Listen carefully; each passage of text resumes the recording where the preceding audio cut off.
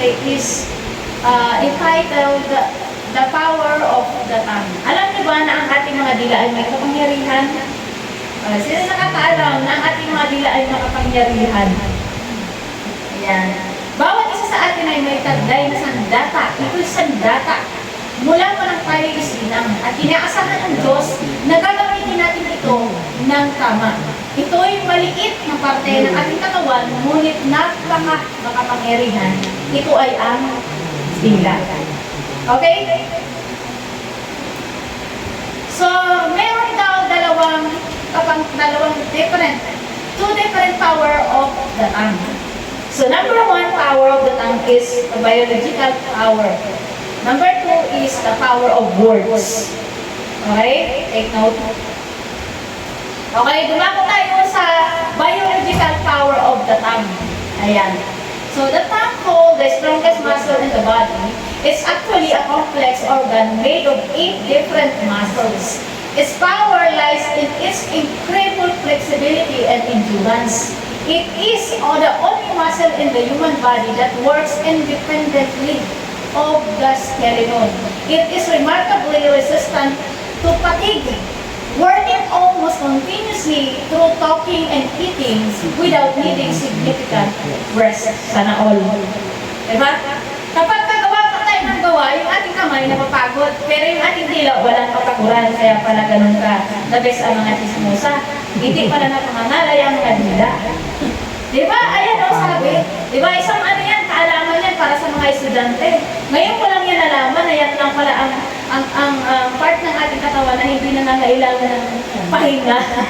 Kahit kumain, magsalita na magsalita, hindi napapagod. Hindi katulad ng ating mga likod na naglinis lang, ako hindi na makakabangon-bangon.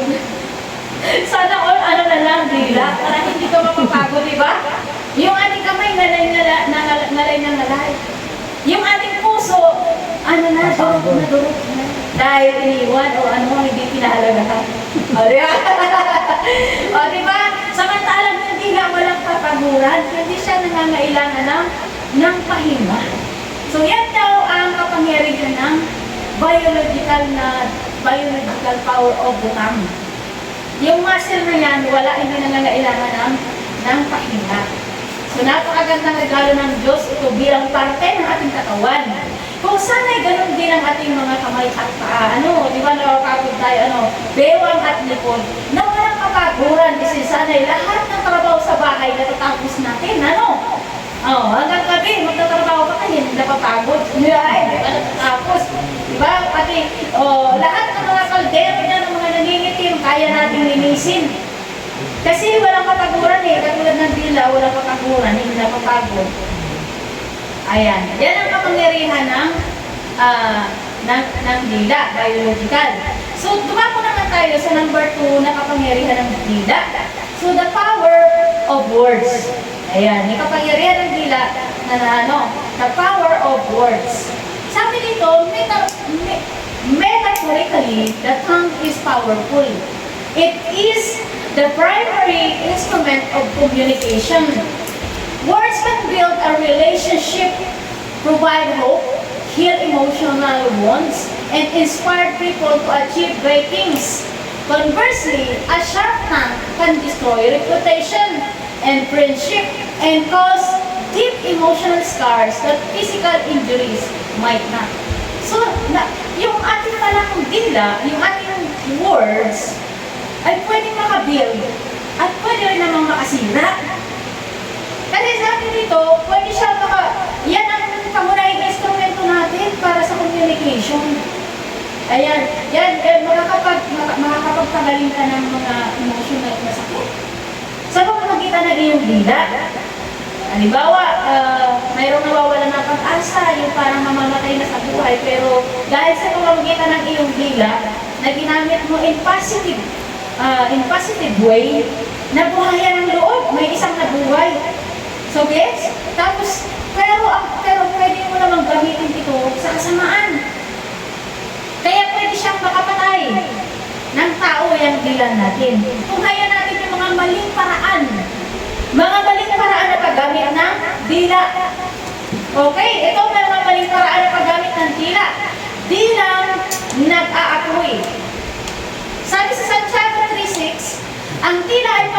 ito'y isang daigdig ng kasamaan na nagpaparumi sa ating buong pagkatao.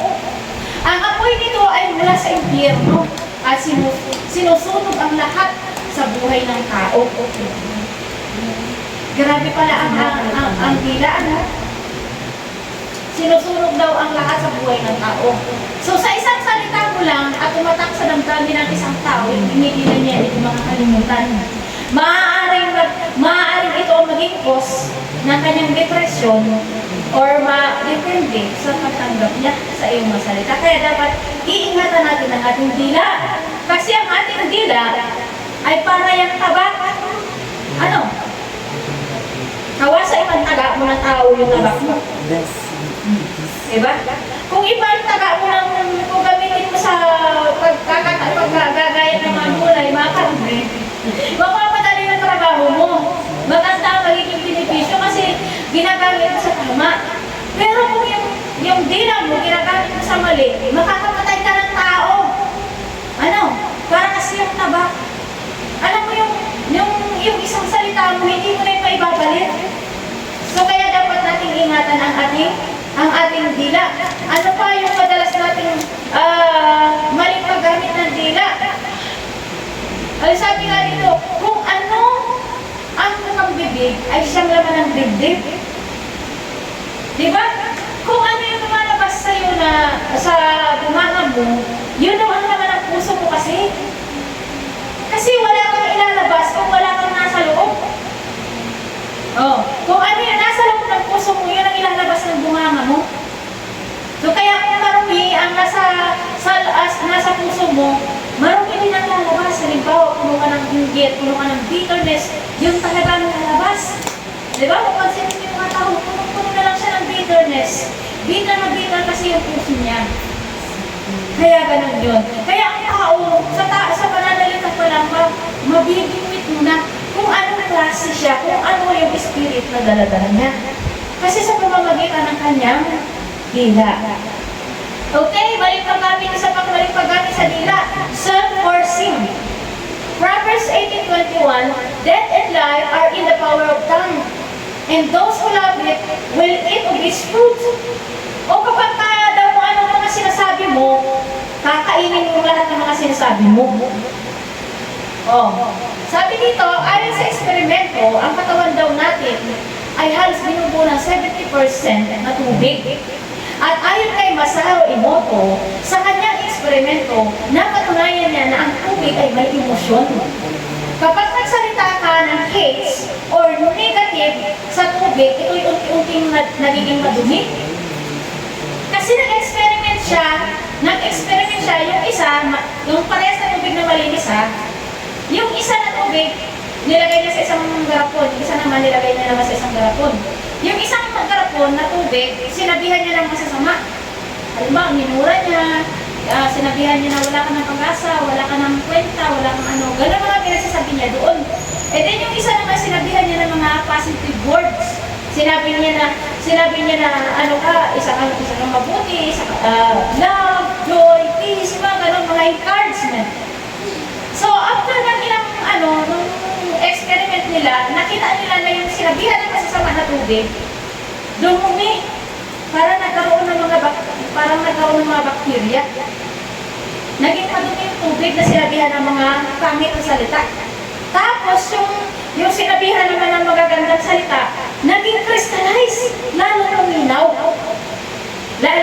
So, kaya marami ang naniniwala dito sa eksperimento, sa teorya na ito, ni Masaru Emoto. Marami ang naniniwala, pero hindi siya aprobado ng science. Pero para sa akin, ang ganitong theory ay naniniwala ako. Kasi sabi sa Bible, death and life are in the power of the tongue. And those who love it will eat of its fruit. So parang naniniwala ako sa theory niya. Kasi sa pamamagitan, kung ano yung ating mga sinasabi, yun din tayo magiging ganun. Okay?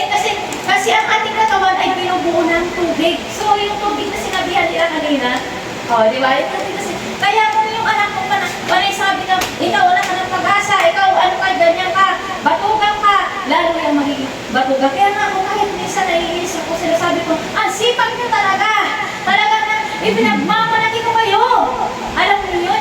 tumigil ka na, pero sasabihin mo pa rin yung kabaliktaran. Kasi there's the power of God. Makapangyarihan ng ating mga pananalita. Diba? Then mapapansin mo rin paglipas ng panahon, parang lalo pa siyang naging batugan. Diba? May mga nakikilala tayong ganyan. Bakit? Sa kabila ng, mula nang maliit pa siya, hanggang sa tumanda na siya, lagi na siyang niyayaw-yawan ng nanay niya. Batugan ka, nag-aadik ka, nag-aano ka, wala ka silbi, wala ka ano, hanggang sa tumanda siya, wala pa rin siyang silbi. Parang mas lalo siyang lumala. Kasi nga, yung natatanggap niya, yung ang ina-absorb ng katawan niya. Kasi nga tayo ay nilikha na ano. Ito ang kung parang base sa salita ng Diyos, naniniwala ko sa salita ng Diyos na kung ano ang ating mga sinasabi, yun din ang ating kakainin, yun din ang ating aanihin. Diba? Madalas nating sasabihin mga negatibong bagay. Wala akong pera, yung mga ganun. Pansinin mo, after ilang ano, wala ka talagang pera. Kaya ano sa mga bagay na ang hina ko naman, ang buhok. Yung mga ganun, mabububo ako, hindi ako ano dyan, ganyan. So, wag natin yung daw sasabihin sa ating sarili, kasi magiging ganun lang tayo. Kasi nga, may kapangyarihan ng ating dila. So, paano naging makapangyarihan ng ating dila? Kasi we are created by the image of the Lord. Diba? Ang Panginoon, kapag nagsalita, magkaroon ng liwanag. Nagkaroon ng liwanag. Magkaroon ng araw, nagkaroon ng araw. Magkaroon ng mga puno, magkaroon ng puno. Diba nung nakita niya, sobrang dilim ang gawin niya sinabi na, ang dilim-dilim naman, hindi. Pagbabasahin sa Genesis, hindi niya sinabi na ang dilim-dilim naman. Nakakayos naman, ang dilim-dilim, hindi niya yung sinabi. Kundi ang ginawa niya, sinabi niya yung solusyon. Hindi yung negatibong bagay. Ang sinabi niya sa dilim, magkaroon ng liwanag. Naliwanag yung dilim. Diba? Kung tayo sa buhay natin, kung ano yung nakikita natin, halimbawa, naiinis tayo minsan, halimbawa, may mga kasama tayo na nagsusugal, mga ganun. Nagsusugal, o nasabi, ikaw, sugal mo na talaga, wala ka ng ano. After ilang magsusugal mo pa rin yan. Kasi ulit-ulit mo yung sinasabi. Okay? So, nakakasunod po ba ang lahat? Nakakasunod ba? Nakakasunod. Okay. Hallelujah. Praise the Lord. Hallelujah. So, ano po kayong mga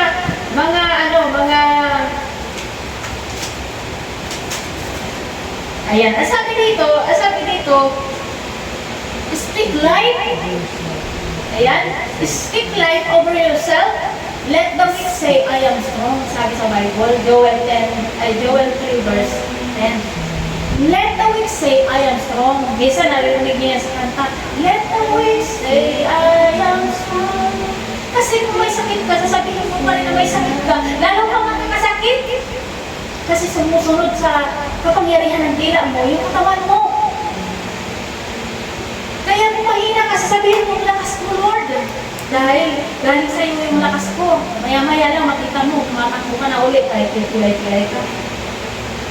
Kasi makapangyarihan ng ang ating salita. Ano sabi dito? Kapag ka naghihirap ka, ano sabi? Let the poor say, I am rich. Ayun. Sabihin lang natin na tayo ay mayaman. Hindi yung mayat-mayan na siya sabi mahirap lang kami. Kaya hanggang sa pumuti ang buhok, mahirap lang talaga sila. Okay, isang beses nga, at alam na namin na kasama ko yung ganyan na power of the tongue, alam na namin yan noon. Pero ang ginawa namin, dahil na ayaw niya pumasok, sabihin ko na lang na masama yung pakiramdam mo, ba maya, di malagnat. Sabi niya, may lagnat ako. Sabi ko sa iyo, kung sasabihin niyo, iba na lang na bagay. Iba na lang kasi dadahilan natin. Mula noon, hindi na talaga, lalo na pagka sa employer ko, pag may pigyamaan, sasabihin mo kasi nungalingan. Uuwi ako kasi may sakit yung ganyan, yung nanay mo, yun ang isusulat ko dito para apruban yung pinsa mo. Sabi ko, wag, ayoko. Ayoko, hindi yung anak mo, no, ayoko. mo. Maako pa na ba yan kung kahit wala akong sinabing ganyan? Kung kalooban ng Panginoon na maaprobahan ako kahit hindi ba sinungaling daan. Sabi niya, kasi mahirap maaprobahan, kailangan ka magdahilan, sabi niya. Kailangan tayo mag-isip ng mga dahilan na ganito. Sabi ko, wag yun. Wag yun. Kasi alam ko na mangyayari, kasi na yung dila natin na yung kung ano yung masasabi natin, hindi na nangyayari. Yun. Kaya hindi dapat natin yung sinasabi. Yan, huwag tayo magsisinungaling, lalo kung may sakit, walang pera, walang ano. Ay, hindi ako makakapunta kasi wala akong pamasahe. Wala ganun, pero mayroon naman, huwag ka lang mawawala yung wallet mo. Dahil wala kang, okay, para wala ka talagang pamasahe. Yung pala, ayaw mo lang talaga pumunta. Diba? Hindi natin naluloko ang Diyos. Sabi na lang tayo ng katotohanan kahit pagagalitan tayo, no? Sabihin na lang natin, pero minsan talaga, dahil bilang tao, minsan hindi natin maiwasan, naaanin din natin yung consequences. Ayan, nagsinungaling ka na, masama pakiramdam mo, yung nilalagnat ka ngayon. Di ba? Kasi para ipakita sa'yo, ano man ang maling paggamit ng dila, ito ay makamandag. Ayan. Sabi sa Santiago 3:8, ngunit wala pang nakakapagpaamo sa dida, ito ay kasamang hindi mapigil at puno ng kamandag na nakakamatay. Grabe pala ang record ng dila sa Bible. Kaya pala talaga yung mga chismosa, malapit na nga pasweldohan. Kaya pala ganun sila kasi kaya wala pala talaga yung pag-aguran ng dila na yan. Ayan, tingnan natin kung ano yung mga nakakamatay. Mga kamandag daw. Kamandag ng dila na nakakamatay. Number 1, pagmumura. Ay, gano'n, pagmumura. Ang ibig sabihin daw dito, pag nagmumura ka daw, iniimbitahan mo siya sa bahay mo at sa buhay mo. Kaya ka nagmumura kasi gusto mo si tanim. So, pupunta na siya sa buhay mo at sa bahay mo. Gusto mo siguro buluhin yung buhay ko, kaya tigilan mo rin pagmumura, ayaw mo. Ayaw mo pagmugaran yung bahay mo ng kasamaan. Okay, so number 2, pagsisinungaling. Ayan, pagsisinungaling.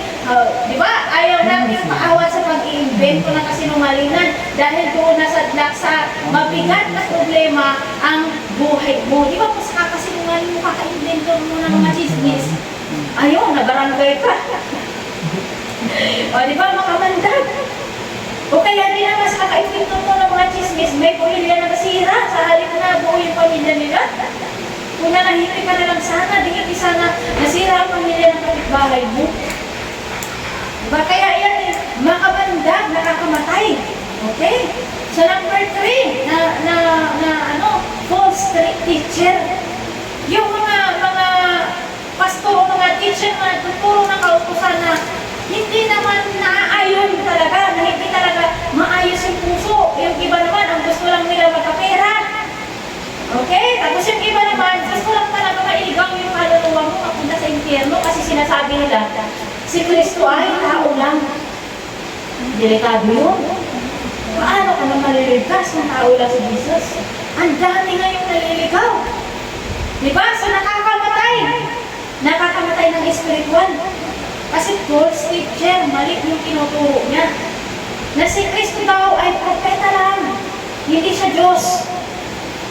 Okay? So, meron natin isang sa ibang bansa na nakakaratula pa, nakabillboard pa. Jesus Christ is not a God. Grabe, hindi na ngayon. Nakakaano na.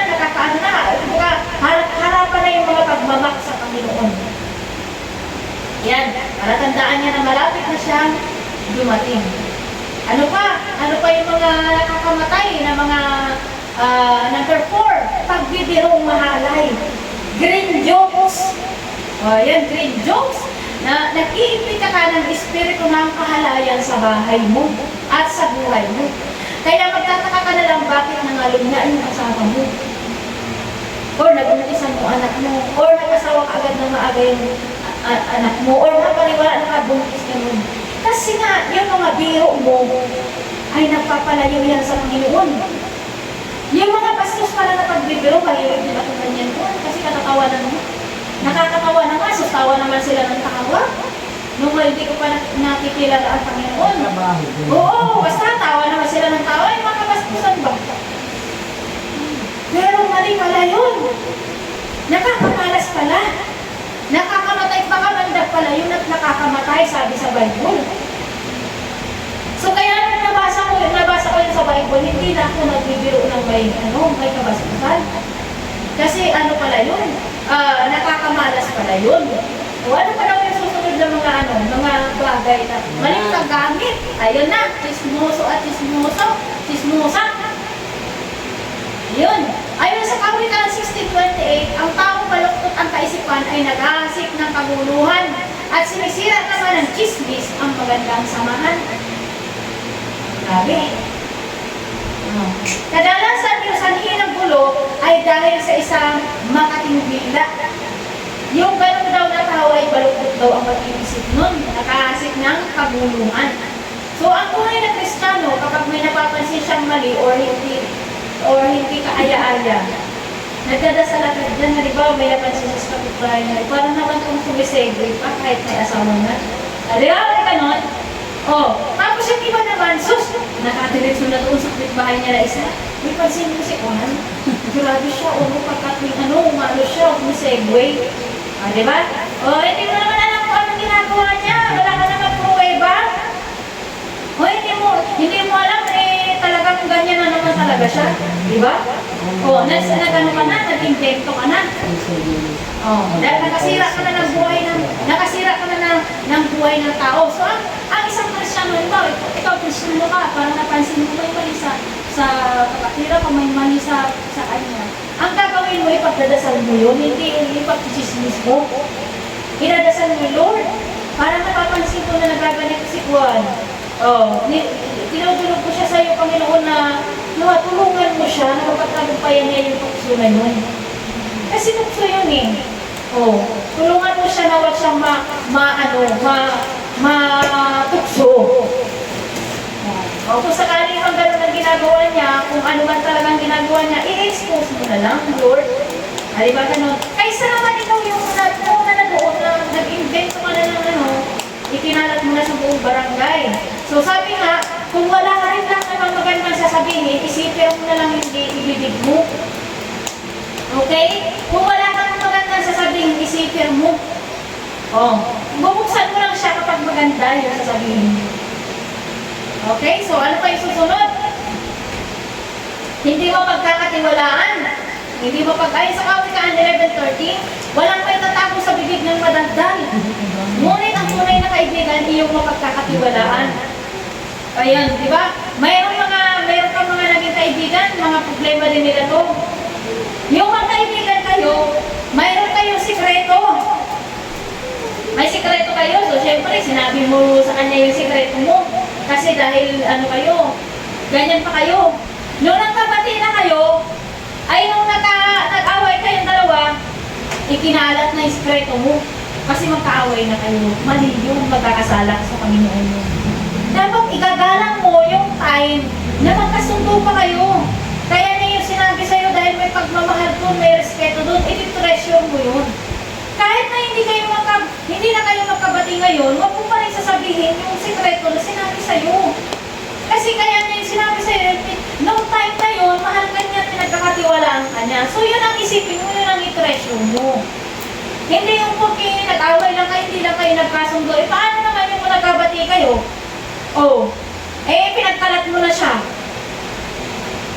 Di ba? Lalo mo lang sinira yung pagkakaibigan ninyong dalawa. Kaya sabi niya, hindi mo pagkakatiwalaan yung taong ang bibig ay madaldal. Daldal ng daldal. Kaya pati yung sikreto ng iba ano pa daw yung susunod? Panunulsol o gatong. Yan, may hilig yan. Kami yan mga gatong. Kawikaan 26 verse 20, namamatay ang apoy kung ubos na ang kahoy. Nahihinto ang away kapag walang nanunulsol. Ayan ang sulat sa Bible.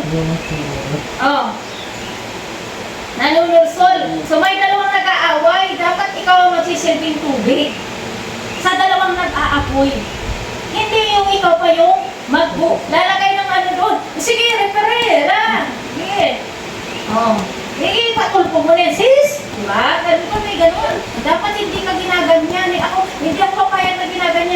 is Mars. Di ba? Dapat Mars. Aksyonan na natin yan. Gusto mo Mars, samahan kita. Bang lulupit. Diba? Ganyan, mga nanunulsol. So, kapag ang isang tao, wala nang ibang bibig kundi puro puro complain. So, wag mo nang gagatungan, nasasabihin mo pa sa oo nga, dapat ipatulpo mo na yan. Ayan, payuhan mo siya ng tama kung saan mapapayapa ang buhay niya. Dapat peacemaker ka. Diba? Dapat peacemaker ka.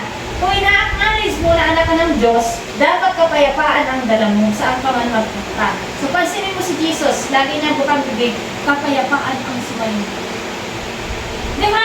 Kung tagalangit ka, dapat kapayapaan yung dala mo, hindi yung pag dinalhan ka dito ng buwan, idadala mo dito, dapat sa'yo, tapos na yun, kasi tubig na eh. Tubig. Kung may daladala sa bahay mo na chismis, apoy na nag-aapoy, patayin mo rin sa bahay mo pa lang. Hindi na yung makakarating doon sa isa. Mahihinto na sa'yo yun, kasi hindi ka gato. So, nagigets? Ngayon, kung iniisip mo na anak ka ng Diyos, tagalangit ka, pero sol-sol ka, dinadaya mo lang ang sarili mo. Hindi ka talagang tagalangit. Kasi kung tagalangit ka, hindi ka sol-sol. Dapat, peacemaker ka. Okay? Ano pa? Mapanlait o mapamintas. Sabi rito sa Santiago 3:9-10, ito ang ginagamit natin sa pagpuri sa ating Panginoon at Ama. At ito rin ang ginagamit natin sa paglait sa taong nilalang na kalarawan ng Diyos. Sa isang bibig ng gagaling ang pagpupuri at panlalait. Hindi ito dapat mangyari, mga kapatid. Diba? Pag kami, diba? Ngayon nagpupuri sa Diyos. Paglabas ng simbahan, maglalait na. Diba? Iisa ang ginagamit natin iisa ang ginagamit natin. Ginagamit natin yung ating tila sa pagpuri sa Diyos, tapos ginagamit rin natin sa panlalait sa iba. Diba? Tama ba yun? Na yun sa kataas-taasan at kagalang-galang ng Panginoon, ginagamit mo rin, ginagamit mo sa pagsamba yung dila mo, tapos gagamitin mo rin sa panlalait sa iba. Mayroon lang akong ikukwento sa inyo, sa ibang yun, doon sa itong bansa. Meron isa na na nawalan siya ng gana, yung parang nawalan na siya ng gana na mag-church dahil lang sa isang mapamintas o mapanlait na mga kapatiran, at kasi hindi naman lahat ng talaga, tunay yung puso, hindi lahat ng nasa church ay tagalangit, hindi lahat. Kaya dapat tayo ay may discernment. Okay? So, ganito nangyari sa kanya. Siyempre, dahil bago pa siya, siyempre, may mga kapintasan siya, marami siyang mga kapintasan, dahil ang taba niya marami siyang kumain. Marami siyang kumain, talagang, siyempre, may gathering, may kainan after ng marami siyang kumain. So, nung nag-alisa na, may nagchismis sa kanya, sabi na matakaw daw siya, ganito, ganyan. Ito namang sinabihan, nakarating pa doon sa tao. Siyempre, saktan siya ng gusto. Yan pa naging dahilan para lumayo siya sa Panginoon. Sabi niya, ganyan pala kayo ng mga taga-church. Ganyan pala ang ganyan pala ang inyong puso. O di ba, maling-mali yung ginawa ng tao na yun. Sabi ko, sa tingin mo, sino yung nagsabi nun? Sino yung nagpinta sa'yo ng ganon? Maiintindihan ko pa kung bago rin siya na katulad mo. Sabi niya, hindi matagal na siya sa church. O di ba? Nakakalungkot na matagal na sa church, tapos ganon pa ang ginagawa. Kasi ganon yun may lahat tayo may kanya-kanyang kapintasan. O di ba? Yun yung kapintasan niya. So, dapat ipag-pray mo na, Lord, sana mapagtagumpayan niya yung ganyang bagay kasi ikaw naman ang makakapag-ayos niya sa kanya. Kasi unti-unti yan, habang lumalapit sa Panginoon, marirealize niyo na dapat pala mahalin ko ang katawan ko, hindi na ako dapat na maging natakaw kasi paano ako maglilingkod sa Diyos kung masakitin ako dahil sobrang taba ko na. So, kailangan ko pala mag-diet, kunti na lang ang kakainin. Di ba ganun? Di ba dapat ganun ang sasabihin? Hindi, dahil sa pamimintas. Ayan. Dahil sa pamimintas, after ng gathering, ganyan ang sinabi niya. Oh. So, ibig sabihin, ginagamit niya sa pagpupuri yung dila niya, tapos ginagamit niya rin sa pagdalais sa iba yung dila niya. O anong nangyari? Di ba namatay yung pananampalataya ng isa? Naging katisbisuran siya. Sa halip na dapat siya ang mag-build up. O di ba? O dapat sasabihin niya sa mga tao doon, halimbawa, pag huwag kayo mag-ano ha, okay lang yan ha, kahit matakaw siya, kahit maano siya, okay lang yan, baka mamaya mag-ano kayo. Okay lang yan kasi lahat naman tayo, may mga kapintasan tayo. Oh, ang Diyos, aayusin tayo niyan in proper time. Kasi hindi mo pwedeng daigin ang masama ng masama rin. Madadaig mo ang masama ng mabuti. So nakakasunod, ang bawat isa nakakasunod. So lahat tayo may kanya-kanyang stronghold. Kaya hindi na tayo dapat nanlalait o nanimintas. Dapat tayo ay nag-i-encourage na makalaya siya sa ganung sitwasyon. Kasi ano yun eh, bondage.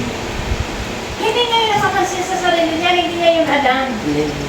Oh, na grade pala siya, kulito pala siya, hindi niya yung alam. Akala niya lang yun ang tama. Pero kasi yun ang nilagay ni Satanas sa isip niya. Na yun ang tama, dapat ka magipuripot dahil pinagpapakuran niya, pinagpapagalan mo yan. Di ba, may tao, piso na lang, pinupunta ka. Puwintang-puwinta yan dahil yun na lang ang pera niya. Sabi niya, yun na lang. Kaya andyan ka na yun na lang lagi ang pera mo kasi hindi ka marunong magbigay. Hindi ka marunong magpakawala. Habang tayo ay nabubuhay, hindi tayo magiging perfecto. Walang taong perfecto, ang Diyos lang ang perfecto. So parang ganito tayo yun, bahay na ipinapatayo. Under construction tayo lahat, kahit pastor ka, under construction ka pa rin. Hindi ka, kasi kung tapos ka na, doon ka na sa langit, na-sanctified ka na pala eh. Oh, na-sanctified ka na pala eh, di doon ka na sa langit. Oh, so habang nandito ka pa sa lupa, ibig sabihin, sinasanctify ka pa ng Panginoon.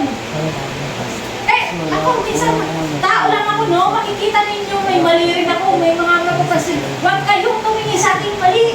Tumingin kayo kay Kristo sa aral. Kasi ako pwede akong magkamali din.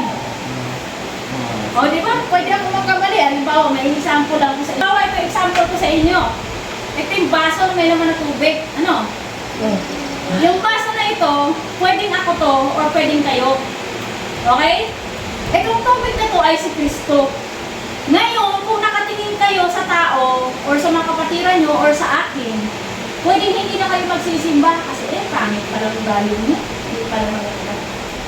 Dapat tumingin ka dito sa baso, sa tubig. Kasi kung nakatingin ka lang sa tubig habang naglalakad ka bilang Kristiyano, hindi matatapon yung tubig.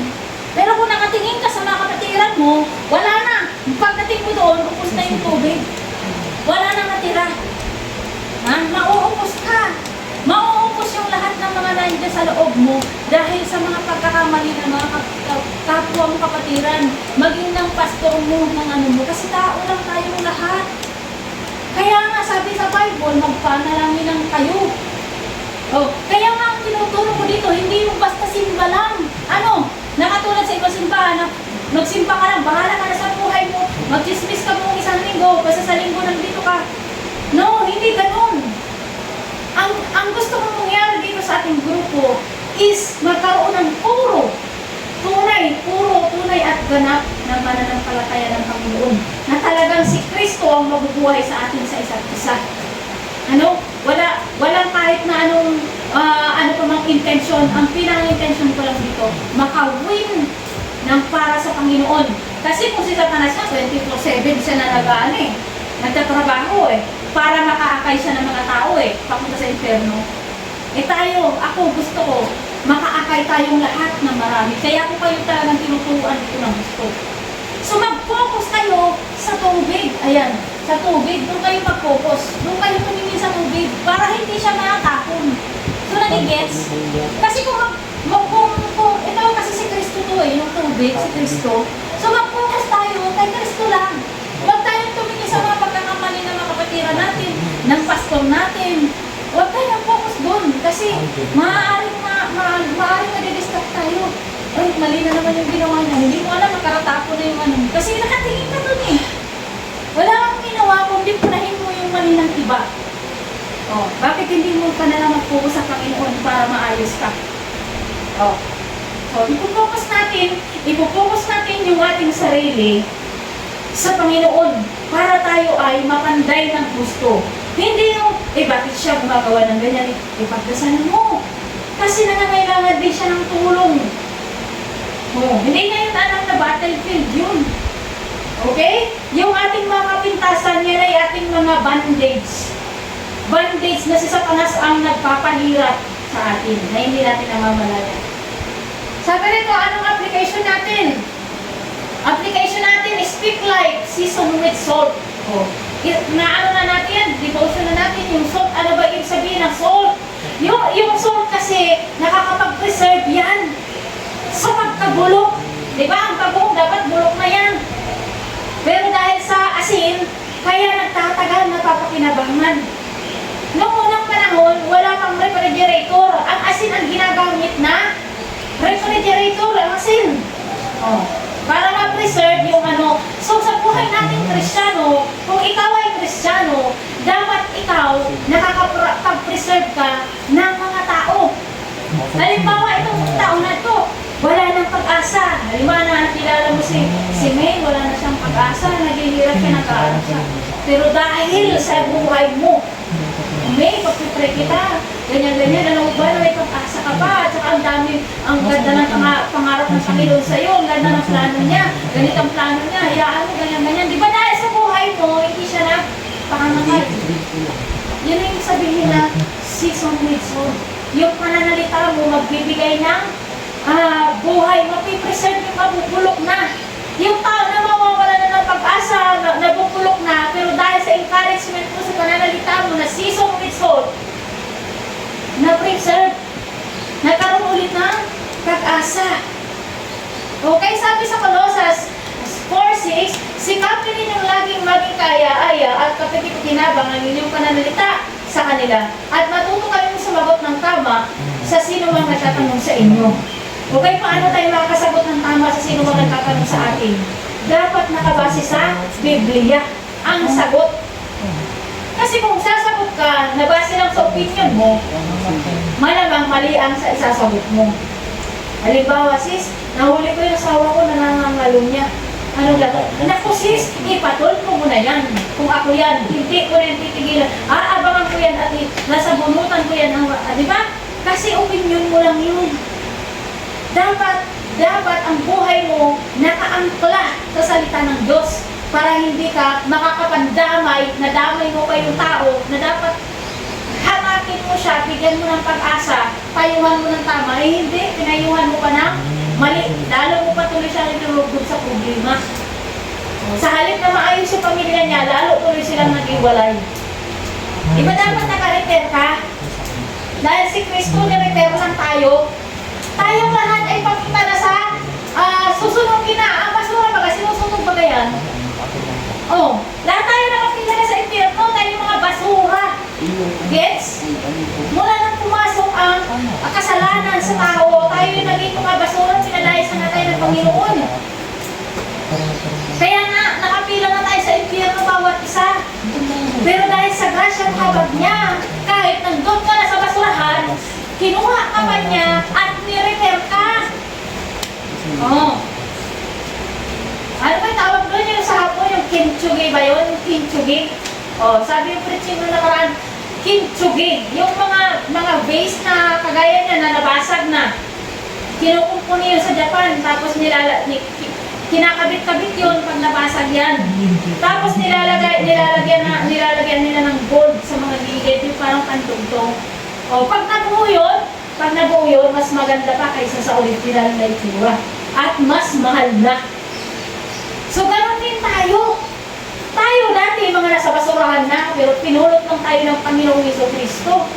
Kinuha tayo at ni-repair. Kaya nga sabi sa Bible, you restore my soul. Ni-restore tayo. Ni-restore. O, tapos, precious na nung na-restore. Mahal na ang presyo mo. Bakit mahal ang presyo natin? Kasi hindi pera ang ibinayad sa atin. Dugo niya. So nakakasunod? Buti kung pera, kung pera, magagawa ng paraan. Pero iba yung pinagbayad niya eh, dugo. Oh. So, ibig sabihin, wala kang katulad. Wala kang katulad ang iyong halaga para sa Panginoon. So, napansin ninyo, ang Panginoon ay walang katulad. Kahit saan ka tumingin, ang Panginoon ay walang katulad. Wala siyang katulad ng Panginoon. Pansinin nyo, tayong lahat wala rin katulad. So, may katulad ka ba na fingerprints? Oh, nakasulat din sa Bible, lahat tayo ay espesyal. So, nakita mo kung gaano tayo kamahal ng Panginoon, kung gaano niya tayo pinigyan ng halaga, na ikaw lang, halimbawa, ikaw lang yan sa buong mundo, wala kang katulad, special ka. Kahit saan ka magpunta, wala kang katulad ng fingerprints mo na yan. Ikaw lang na nag-iisang may ganyan. Oh, diba?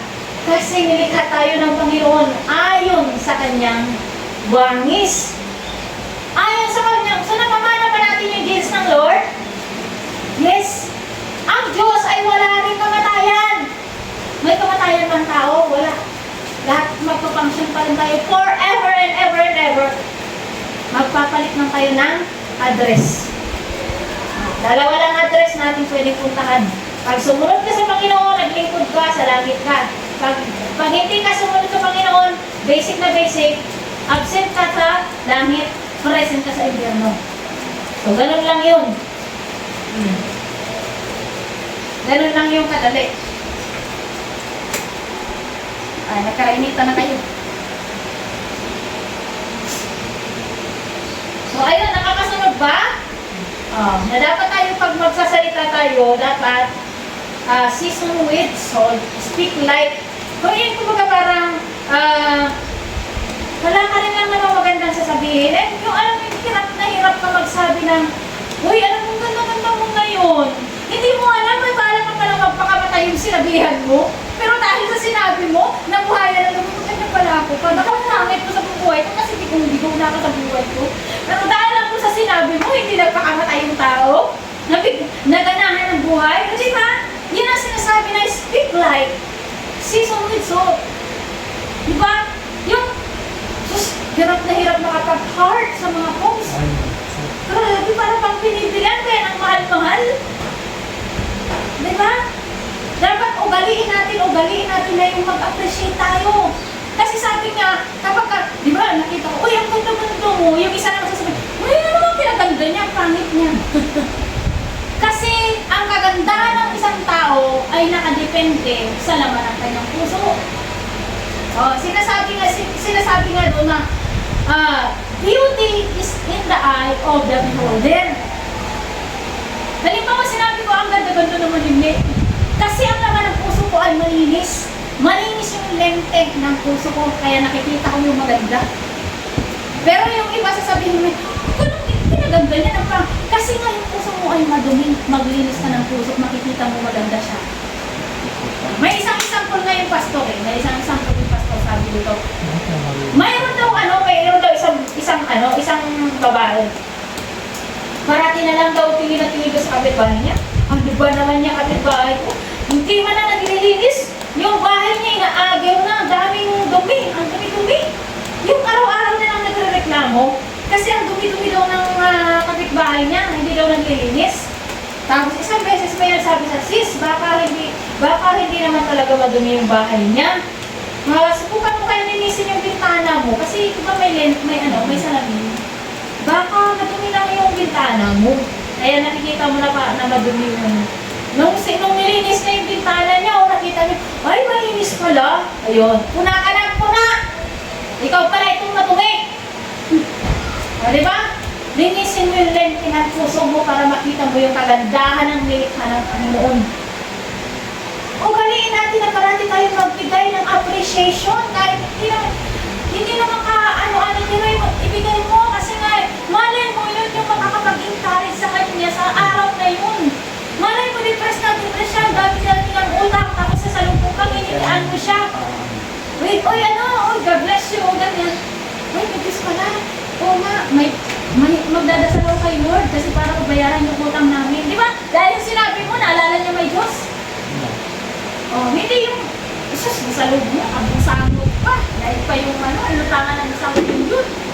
Pero pag mamimintas, ang bilis ng puso, ang bilis ibuka kapag mamimintas. Yung may sasabihin, uy, nakita mo ba si Kuya? Anong pangit kayo ng damit niya? Tsaka ba't ganun siya magano? Hindi ba ganun? Alam mo, ang galing-galing natin nakabukas ka agad yung bunganga natin pagdating sa mga criticism. Bakit hindi natin ugaliin na ibukas pa natin ang bunganga natin pagdating sa mga magagandang bagay? Na-appreciate natin kasi yun ang magbibigay ng buhay sa ating kapwa. Malay mo, yung nakasalubong, pagod na pagod ka na yun sa trabaho, sobrang pagod na pagod yung likod niya, tapos nginitaan mo, sinabihan mo, hello, God bless you, ganun. Di ba? Yung asawa mo, galing sa trabaho, pagod na pagod, yung bunganga mo, parang almalay pagdating sa bahay, puro kung ano-ano ang pinagsasabi mo, di ba? Di ba kaya hindi mo palitahan, sabihin mo na lang, I love you with the love of the Lord. Baka payagan ka na niya, linggo-linggo na magsimba. Di ba? Oh. Palitaan mo ba kung ano yung nasa puso natin kasi yun ang ating makikita. Oh. Huwag natin ipagdamot yung mga magagandang salita. Lalo yung mga magagandang makakapag-appreciate sa ating kapwa. Kasi tayo yung hinihintay natin, tayo ang gusto natin i-appreciate eh. Ano mo yun? Oh. Hindi ka lang napasalamatan na sama-sama na ng hindi lang nilike yung post mo, sama-sama na ng sama-sama na ng mood mo, no? Sama-sama na kasi kasi naghihintay ka ng para sa'yo. Ay. Eh sabi ni Jesus Christ, you have to die for yourself. You have to die in yourself. Ano?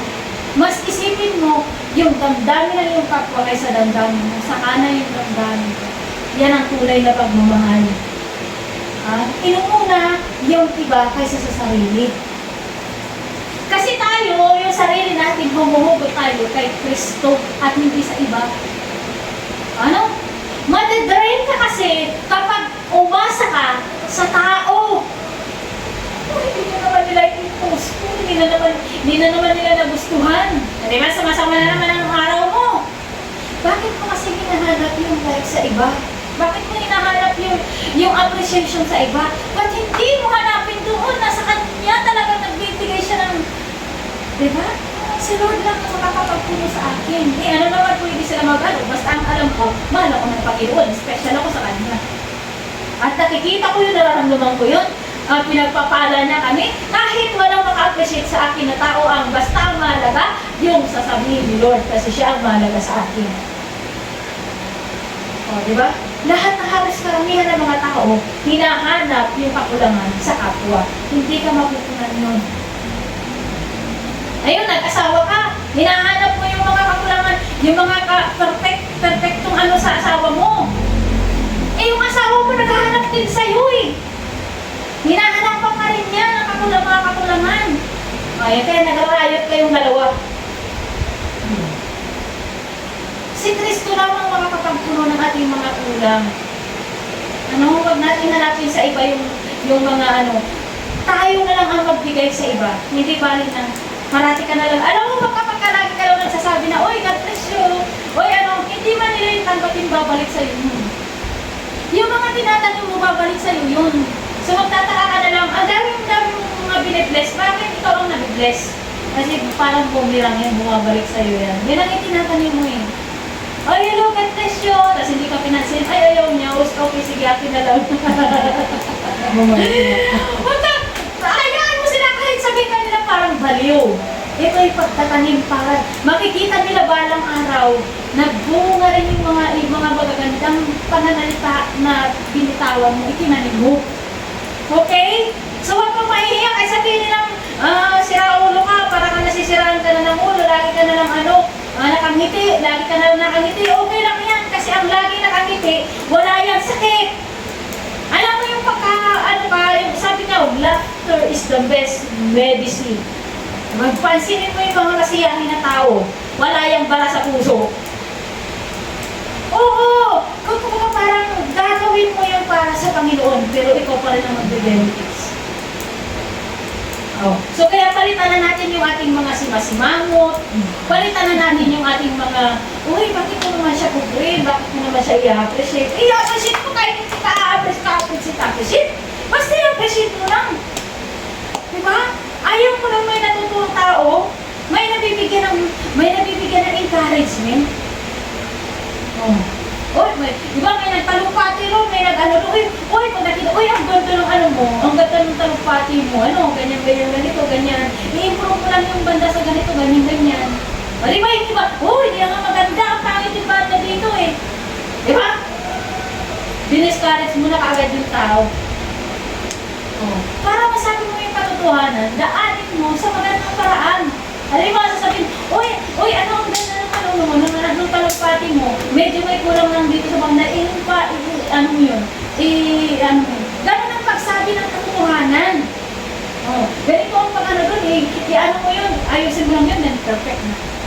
At hindi nagalit yung tao na buhayan pa ng loob dahil sa sinabi mo. Hindi yung babae mo, uy, ano mo pangit ng ano mo, nung speech mo? Ang pangit yung banda dito, ganyan, ganito, ganyan ang pangit. Diba? Anong buhayan mo lang, pinatayin mo lang yung ano ng tao. Yan ang sinasabi na, speak life, season with salt. Okay, next. Ayan. God called us to shut our mouth. It is not a command to suppress our voice, but rather a divine invitation to walk in wisdom and humility and trust. Alam mo, minsan, bibili lang ng bahay, di ba? Bibili na kami. Pinamalita mo na sa buong mundo. Bibili ka pa nga lang, ang daming evil eye. O yun. Akala mo natutuwa sila sa'yo, pero yung puso nila sana hindi nila mabili. Mga inggitira na mga ano. Kaya dapat, sabi ng Panginoon, minsan may time na tumahimik ka. Tumahimik ka, hindi lahat ng oras, hindi lahat ng bagay, idadaldal mo, ipupus mo ka. Marami kasi ang evil eye, na kung hindi matibay ang pananampalataya mo, tatalab sa'yo yun. Okay? So, minsan, hindi ka nakapag-pray ngayong araw na ito, pero dahil may naiingit sa'yo, yung prayer nila na bumagsak ka, tumalab sa'yo. Kung nanahimik ka. Nakabili lang ng ganito, pinost na, pinanandera na inanala doon, Bisti. Ang dami na tuloy naman nag-iisip kung paano na nakawin yun. Sabi ni Lord, mag-control ng ating dila. May panahon para magsalita, may panahon para hindi magsalita. Sabi dito, but rather is a divine invitation to walk in wisdom. Magkaiba kasi yung knowledge sa wisdom, magkaiba yan. Pero pag titignan mo, parang parehas lang, di ba? Yung knowledge kasi, alam mo na ang mansanas ay prutas. Yun ang knowledge. Pero dahil wala kang wisdom, yung mansanas, ginawa mo gulay, ginataan mo pa. Okay? Yung wisdom, yun yung pag-a-apply na ng iyong knowledge. Pag-a-apply na application ng iyong nalalaman. Okay? Kaya magkaiba yung dalawa niya, pero parehas lang. Kung titingnan mo, parang parehas, pero magkaiba sila. Pagdating na sa application, ito yung sinatawag na wisdom. Okay? Ito yung tinatawag na wisdom. Kaya dapat tayo, hindi tayo daldal. Dapat mag-iisip rin tayo. Ay, yung sasabihin ko ba ay makakalugod kaya kay Jesus? Yung sasabihin ko, ma-encourage kaya siya? O parang hindi siya ma-encourage, wag na lang. Tikong ko na lang yung bibig ko. Kasi parang pangit yung dating.